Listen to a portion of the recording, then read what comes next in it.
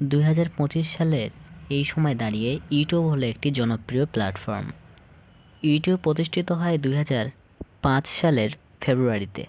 তিনজন পেপ্যাল কর্মী, Chad Hurley, Steve Chen এবং জাওয়াদ করিম ইউটিউবের প্রতিষ্ঠাতা। 2005 সালের 23শে এপ্রিল Jawed Karim me at the zoo নামে ইউটিউবের প্রথম ভিডিও আপলোড করে।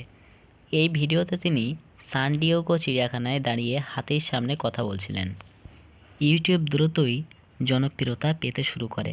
ব্যবহারকারীরা সহজে ভিডিও আপলোড এবং শেয়ার দেখার সুযোগ পেতে থাকে। ইউটিউবের সাফল্য দেখে 2006 সালের নভেম্বরে গুগল প্রায় $1.65 বিলিয়ন ইউটিউব কিনে নেয়। এটি প্রযুক্তি দুনিয়ার বড় চমক ছিল।